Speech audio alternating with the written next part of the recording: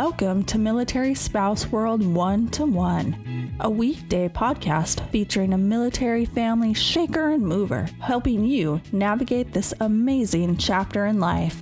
Here's your host, Dave Etter.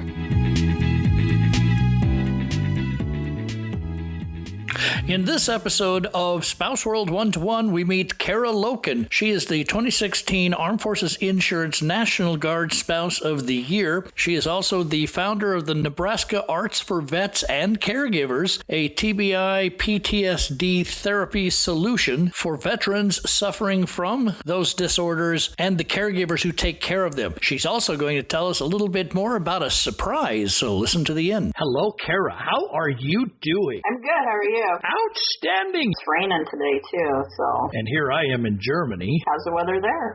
Weather today has been really nice.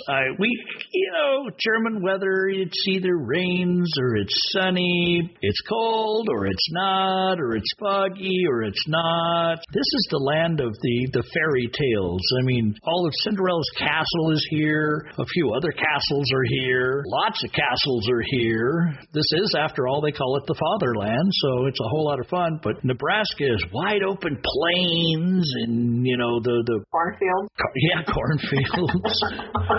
Everybody thinks. Montana's close. Yes. So, you're in Nebraska. What makes you an amazing military spouse? I'm not sure if I'm amazing like you put me out to be, but I won the 2016 Armed Forces Insurance National Guard Spouse of the Year. Same year Dave did. Yes. So we're kind of brother-sister. What I do is I try to help vets with post-traumatic stress disorder, traumatic brain injury, any mental issue or physical concerns related to combat or non-combat military. And what I do is I started a Nebraska Arts for Vets. Ooh, that's Nebraska Arts for Vets. Ooh, yes, we have to talk about that. Yes. Figured this is something right up my alley. I'm an artist. So is my husband. Why I started it is my oldest son suffers from post-traumatic stress disorder from being in Afghanistan a couple years ago. And just watching him, how he not necessarily deals with it, but helps ease his symptoms by either drawing, making, building, doing things with his hands, helps him take his mind or ease his symptoms of that, and kind of takes his mind away from that, even if it's just for a little bit. It lets them tell their story, on paper, or right now he's doing a mural on his daughter's bedroom wall of a cherry blossom tree with some fairies. It's amazing. Wow. He's been working on that for a couple months, and he works on it a little bit when he has time. Now, for those who do not understand what PTSD, it stands for Post-Traumatic Stress Syndrome, or disorder as the case may be, PTSD. And what it's just a disorder which is easily identified by saying your brain has seen something that you cannot unsee. You have experienced an event that is not normal to your life or your psyche, and now you have to deal with remembering it because you cannot shut off your memories. That is what PTSD is. Yes, absolutely. There's a lot of people. There's a lot of people do not understand what PTSD is. They think of it as, it's like a veteran who's got shell shock. Well, that's exactly what shell shock was. They had shells exploding around you in Vietnam and World War II and Korea, but we don't necessarily have that. You have shells exploding under you in Afghanistan. You have people being blown up by RPGs, rocket-propelled grenades exploding next to you. So what they are experiencing in Afghanistan and anywhere else in today's modern war against terrorism, it's actually worse than what the Vietnam-era people experienced. Just they didn't have the ability to smoke dope, to limit the amount of pain and the stress you were getting, because now you don't get to do drugs in the military. Absolutely. Fortunately, a lot of the veterans and actually the military members, they won't go seek help because they don't feel like there's anything wrong with them. It's not them that's changed, it's the rest of the world that's changed. To them, yes. Yeah, to them, that's how they see it. What I thought and why I thought of this was, and I did some research, is how art kind of just helps them. Like, it's their way of telling their story without talking to anybody. They don't have to be in a crowd of people. They don't have to leave their homes. This is something that they can do at home, but teaching them how to express themselves, teaching them, different mediums of like drawing, painting, blacksmithing, woodworking. This weekend, we've been lucky and we found an acreage that's 24 acres that has a farm pond, some horses, and a lot of land. So this Saturday, we're taking the veterans out to the fishing pond to fish, something different. And then another weekend, we'll go out there once a month. And then on the next month, we want to do something with the horses, whether it be brushing them, walking them, riding, giving them something else to do, or just sitting out in the field, just getting your pen and paper out and just drawing. There's so much to do. There's old cars. This gets them outside, but they're not around a bunch of people where they don't want to be. Right. With our classes, we videotape them. So if that veteran doesn't want to come, we just send them with everything we have. So like if you're going to class, we supply everything for free. So if we're going to draw, you'll get, your sketchbook, your pencils, your erasers, anything you need. And we're going to teach you different kinds of drawing. And then you get to take that home. We want you to continue doing this stuff. Do you do this for the veterans in your own home, or is there a place that you're able to take the veterans and do this? What we've been trying to do is either work, the BFW lets us come there if we want. Veterans of Foreign Wars are awesome. Yes. The problem with that is that we can't have it on the weekends. Right. So we have to do it during the week, which is kind of hard for people to come out during the week because usually people when they get home come back out. And then we were at the vet center for just a little bit and that was an issue. So we had to quit going there. I'm trying to look into purchasing a building so it can multi-purpose for what I want to do and then have the classes there all the time so we're not moving around and still have that so they can come for free. That's my main goal is just right. I want them to come, not have a charge, still have the supplies to make a difference. Hopefully it is. And also I should say this, I love that I have veterans teaching classes, which is great because that gives them a purpose, gives them something to do. Now, where can people go to find out a little bit more about what you are doing? Perhaps even reach out and give you a donation or two and try and help you get this building that you're talking about. I'm on Facebook, Nebraska Arts for Vets and Caregivers, and then we also have a website. It's www.nebraskaartsforvets.wix, W-I-X, site, S-I-T-E. Wix site. Yeah. And then veterans. .com? No, not com. No .com? No.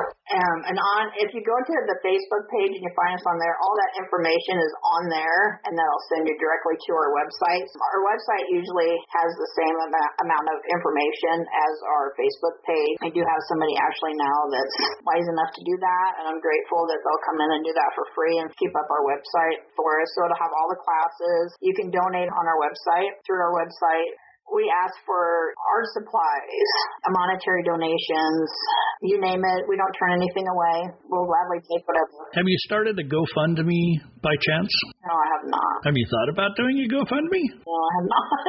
If somebody was to set up a GoFundMe for you, would you be willing to accept donations that way? Because a lot of people then could send you money, and then once you've gotten the building, they could continue to help with the costs of the utilities, taxes, anything else that pertains to it, the business license. Yes. Yeah. I just feel like it's not something I should set up. I'm just that person. Well, you know what I mean? Well, one of the nice parts about this particular podcast is we reach a lot of shakers and movers. We reach a lot of people who have influence and who have resources available to them. If we can get a hold of you, what is the best way to get a hold of you so somebody could reach out and help? Call me, email me, anyway, Facebook me. So all of the above. If you're willing to put your phone number out there, by all means, what's your phone number? Area code 402-613-2817. And leave a message. I'm going to write that down. 402-613. 2817. And just ask for Cara, C-A-R-A. I say it Cara, even though it's supposed to be Cara, right? Yes.